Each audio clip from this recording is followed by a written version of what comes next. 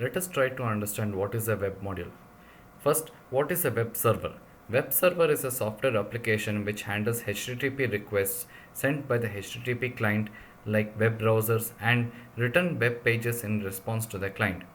Web servers usually deliver HTML documents along with images, style sheets, and scripts.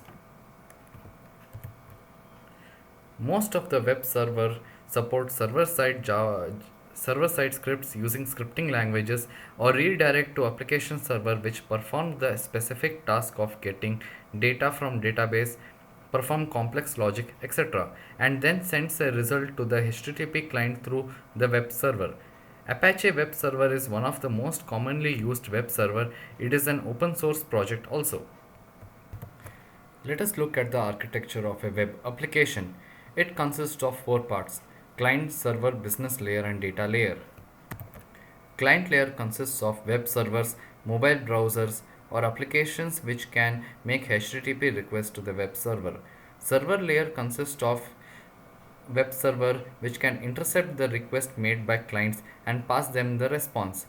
Business layer consists of application server which is utilized by web server to do the required processing. This layer interacts with the data layer via database or some external programs. Data layer consists of database or any source of data. Let us try to create a web server using Node.js. Node.js provides HTTP module which can be used to create either HTTP client or in the server.js file. First we have to import all the required modules. First one is the HTTP file and URL module. Next we have to create a server and pass the request and the response as the parameter. To fetch the URL from the request packet, we use this syntax. Then we'll try to print the URL onto the console. In this program, first we'll try to import all the required modules. These may be HTTP, FS, and URL. Then we'll try to create a server by passing the request and the response as the parameter. Then we'll try to pass the request containing the file name. This will be stored in the variable path name. Then we'll try to print the name of the file for which the request is made. Then we'll try to read the requested file content from the file system.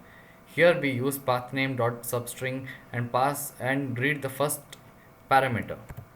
We also pass error and the data as the parameter to the callback function.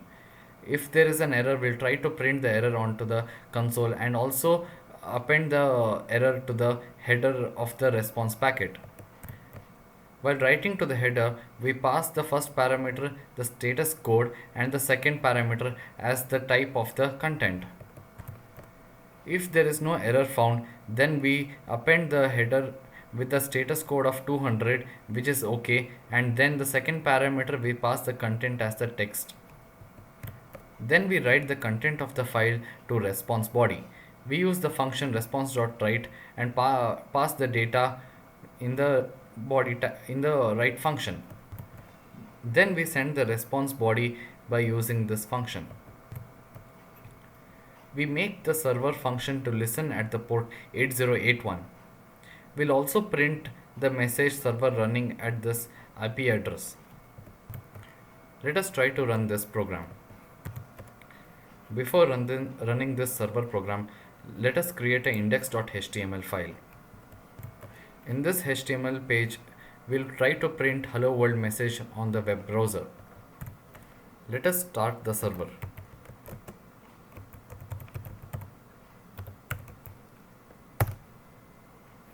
We can see that the server is running at this IP address. Let us make a request to that IP address asking for the index.html file.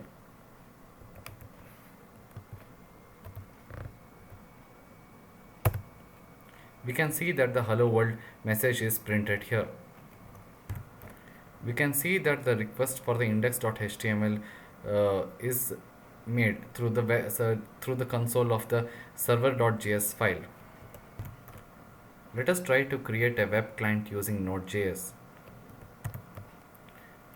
In this, first we have to import the HTTP module. Then we have to create an options variable containing the hostname port number, and the path of the file to which we have to make a request. Then we write a callback function where we append the data onto the body variable. Then we in this the data is appended to the body from the response which we received from the server. Then we try, after receiving the response, we try to print the response of the body of the response onto the console. This is just a callback function which is executed only after the response is received. Next we have to make a request to the server. We can make a request to the server by using this command. Here we use the HTTP instance variable and then place a request by passing the options and callback function as the parameters. Then we end the request here. Let us run this program. Let us open another command prompt to run the client program.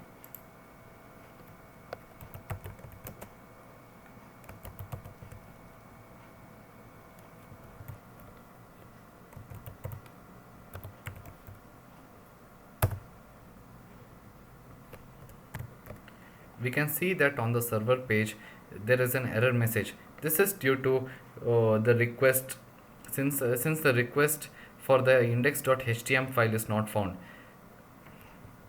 Let us change and then try to request for the server for the right HTML page. We can see that the code of the index.html page has been printed onto the console. We can also see that the request for the index.html is received on the server program. Hence, we have created a server and a client program using Node.js.